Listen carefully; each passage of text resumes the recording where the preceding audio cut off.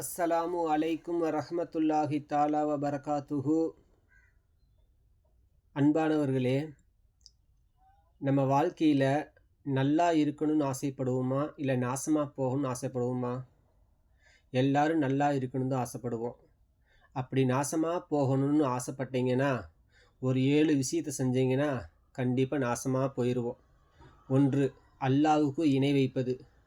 நாங்கள் எங்கே இணை வைக்கிறோம் அப்படின்னு கேட்டால், சில உதாரணமாக நம்ம சொல்கிறது செய்யும் தொழிலே தெய்வங்கிறது, குழந்தையும் தெய்வம் ஒன்றுங்கிறது, இந்த நான் சிவனே இருக்கிறேன்னு சொல்கிறது, இந்த மாதிரி வார்த்தைகளை சொல்லி நம்ம அல்லாஹ்வுக்கு என்ன செஞ்சிடும், இணை வைக்கிறோம். 2வது சூனியம் செய்வது. ஒரு முஸ்லீம் நல்லா இருக்கக்கூடாது அப்படின்னு சொல்லி அவனுக்கு என்ன செய்கிறது, அவனுக்காக வேண்டி சூனியம் செய்வது.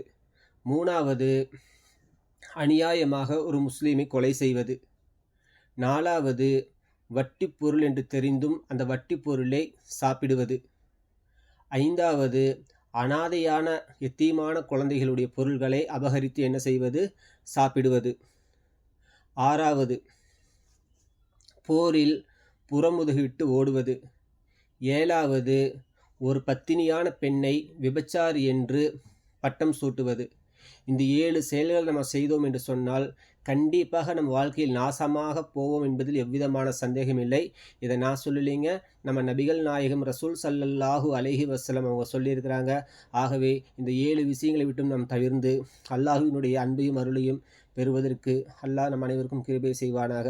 வாஹிரு தாவானா அனில் ஹம்துலில்லாஹி ரப்பில் ஆலமீன். அஸ்ஸலாமு அலைக்கும் வரஹ்மத்துல்லாஹி பரகாத்துஹு.